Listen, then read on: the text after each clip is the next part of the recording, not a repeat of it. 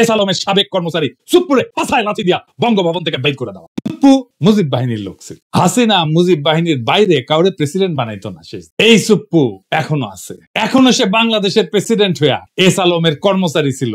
Malaysia আর দুবাইয়ের resident কিন্তু সুপ্পু একটা থার্ড ক্লাস বটতলার উকিল ছিল। ওই হাসিনার পাশ হইয়া সালাম করতো, পাশ হইয়া পদধূলি নিত রেগুলার দেখা করতে গেলে। এটাই হারামজাদার কাছে শোনেন, নিজের মুখে শুনেন। মাননীয় প্রধানমন্ত্রীকে সালাম করতে গেলে উনি আমার সালাম দিতেন না। তা আমি দেখতাম যে ওনার চরণের ধুলো আমি পাই না।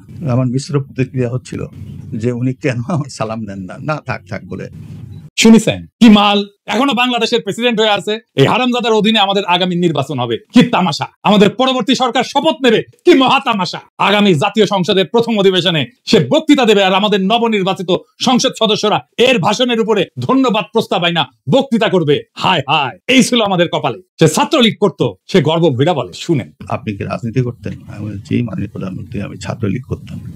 যে বর্বর দল, যে মাফিয়া গুন্ডা বাহিনী আজকে নিষিদ্ধ, ওরে 5ই আগস্টে পাছায় লাথি দিয়া ভাগায় দেওয়া উচিত ছিল। সেটা হয় নাই। সেটা না হওয়ার কি সমস্যা হয়েছে আপনারা পদে পদে বুঝতে পারতেছে। কোনো কিছু করা যাচ্ছে না, না জুডিশিয়ারিতে, না আর্মিতে, না প্রশাসনে, না পুলিশে, কোথাও না। জুলাই সনদ করা যাইতেছে না, সংস্কার করা যাইতেছে না। সবকিছুর পিছনে এই সুপ্পু। এই অন্তর্বর্তীকালীন সরকার কোনো কার্যকর নিয়ন্ত্রণ প্রতিষ্ঠা করতে পারতেছে না। প্রশাসনের উপরে, ব্যুরোক্রেসির উপরে, স্টেটের উপরে, রাষ্ট্রের উপরে এই অবস্থা চলতে পারে না। এই অবস্থা আশু পরিবর্তন দরকার, যেন বিপ্লবের অসমাপ্ত কর্তব্য সম্পন্ন করতে পারি। একটা কাজ করলেই সেটা সম্পন্ন হইতে পারে। রয়ের ট্রেনিং প্রাপ্ত ইন্ডিয়ার খাস দালাল হাসিনার পায়ের ধুলি নেওয়া থার্ড ক্লাস বটতলার উকিল, দুবাই মালয়েশিয়ার রেসিডেন্ট এস আলমের সাবেক কর্মচারী সুপ্পুরে পাছায় লাথি দিয়া বঙ্গভবন থেকে বের করে দেওয়া। এখন প্রশ্ন আসবে, কে হবে প্রেসিডেন্ট বাংলাদেশের?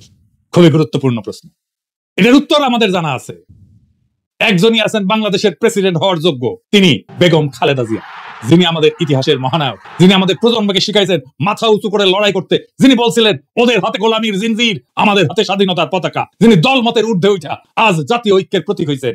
সেই বাংলাদেশের প্রথম নারী প্রধানমন্ত্রী, আজকে বাংলাদেশের প্রথম নারী রাষ্ট্রপতি হবেন তিনি আর প্রফেসর ইউনূস। এই দুই মুরব্বী মিলা আমাদের নতুন বাংলাদেশের সূচনায় পৌঁছে দেবেন। খালেদা জিয়া বাংলাদেশকে শুধু দিয়েই গেছেন, আমরা ওনাকে কিছুই দিতে পারি না। বাংলাদেশ উনাকে রাষ্ট্রপতি বানায় নিজে সম্মানিত হতে চায়। বাংলাদেশের ইতিহাসে এমন দুই নেতার অভূতপূর্ব অভিভাবকত্ব আমরা আর কোনোদিন পাবো না। আমরা এই সুযোগ হারাইতে চাই না। আমরা বেগম খালেদা জিয়ার অধীনে নির্বাচন করতে চাই। আমাদের সংসদ সদস্যরা বেগম খালেদা জিয়ার কাছে শপথ পড়ুক, এটা আমরা চাই। আমরা সেটা দেখতে চাই। ওই শপথের মূল্য অনেক। ওনারা অভিভাবকত্বে থাকলে নির্বাচন এর চাইতে ভালো আর কখনো হবে না। কোনো পুলিশ মিলিটারি লাগবে না, এমনি এমনি শান্তিপূর্ণ এবং উৎসব মুখর নির্বাচন হবে। লিখে রাখতে পারেন। এইবার প্রশ্ন, বিএনপির কি হবে? উনি ন্যাচারালি বিএনপির দলীয় পদে বেগম খালেদা জিয়া থাকতে পারবেন না। প্রেসিডেন্ট হলে সেই পদ ছাড়তেই হবে। তারেক রহমান এখন যথেষ্ট ম্যাচিউর। ওনার দলের পূর্ণ দায়িত্ব নিয়ে আগামী নির্বাচনে দলের নেতৃত্ব দেওয়া প্রয়োজন। উনি হবেন বিএনপির চেয়ারপারসন। আমাদের দেশে যত সংখ্যা সব কেটে যাবে বেগম খালেদা জিয়া যদি প্রেসিডেন্ট হন। খালেদা জিয়া মাথার উপরে আছেন, এটাই আমাদের বড় আশা, বড় ভরসার জায়গা। এটাই বাংলাদেশের নিরাপত্তা।